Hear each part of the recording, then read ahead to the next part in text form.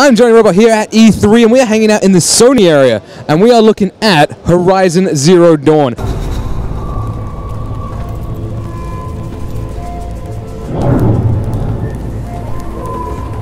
We know we weren't the first ones here.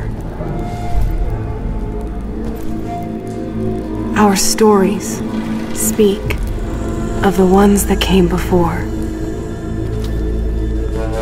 The old ones. This thing is insane. Most importantly, robots. Robot. Well, you're Johnny Robot. We got robots in Horizon Zero Dawn. Now, Horizon Zero Dawn is from Guerrilla Games in Amsterdam. These are the guys who made Killzone game after Killzone game. After years of doing it, they're finally doing something new. Horizon Zero Dawn is an open-world, seamless action RPG. It takes place not in a post-apocalyptic world, in a post-apocalyptic world. It's lush. Vegetation and nature and life has come back. And it's a story of primitive man against these large, giant machines. But the machines are like the animals of the world in some ways. There's grazers, there's watchers, there's long necks. Why are they here? Why do they look the way they do?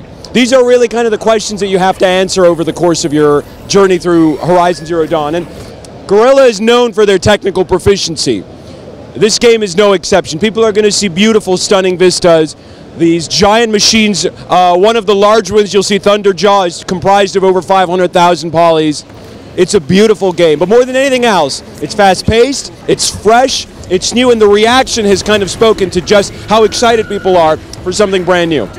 Like you said, the robots are the animals of the world. When in the trailer, there seemed like a lot of hunting and a lot of gathering and crafting. Is that going to be one of the heavy elements of the game? Well, yeah, so crafting is huge. And, you know, you kind of play, again, that role of primitive humans. One of the things that you'll learn very quickly in Horizon Zero Dawn is that the machines are your #1 resource. That's like the currency of the world. And so you're able to create traps and set things up to essentially harvest these materials so that you can create new weapons, new arrows for your bow and arrow, and ultimately survive. Now, we've been calling them animals, but let's address the giant thing in the room here. They're dinosaurs, right?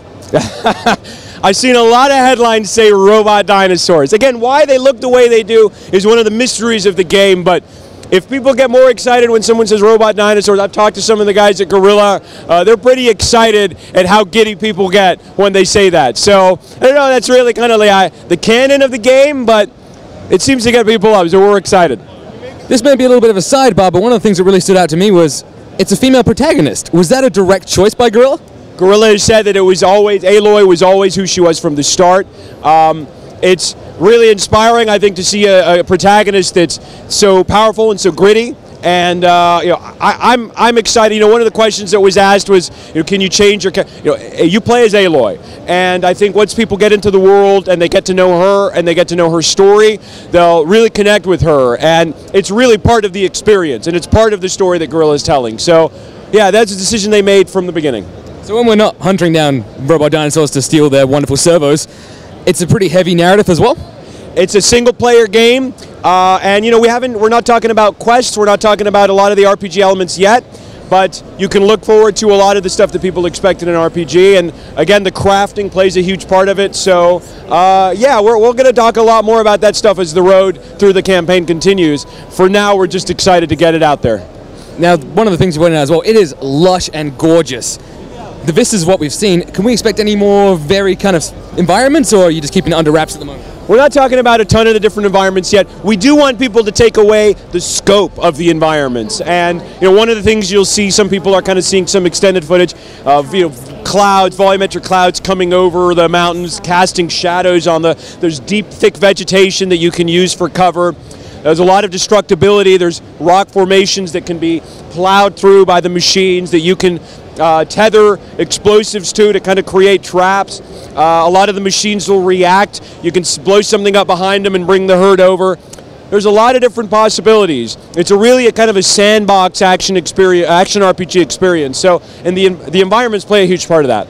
And as well, looking at it, it's very dynamic, like you said, in the way it plays. Is it also an area of strategy to taking down the giant beasts and just surviving the world? There's absolutely an element of strategy. The Thunderjaw that people saw in the press conference demo comprised of dozens and dozens of components and outer armor, and you need to strategically undo that armor and expose the... I mean, think about it. Aloy is a small human, and these huge machines, some of the predatory ones, are enormous, an order of magnitude larger than the humans. How do you best a foe like that? It has to be about agility, and it has to be about wits. So she needs to use the environment around her to create traps, to harvest resources from the other machines, and if she's strategic about how she takes out the various defenses that the machine has, she has a shot. I was just going to cry and hope that would corrode them, but that's not really going to work. Thanks for your time, man. Absolutely. Time to shut you down!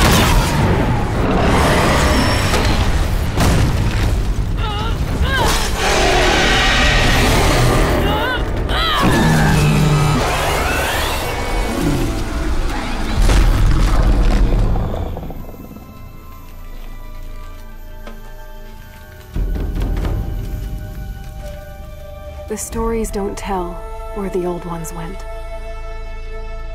They don't tell us why the machines rule these lands. But they warn us that this balance cannot last.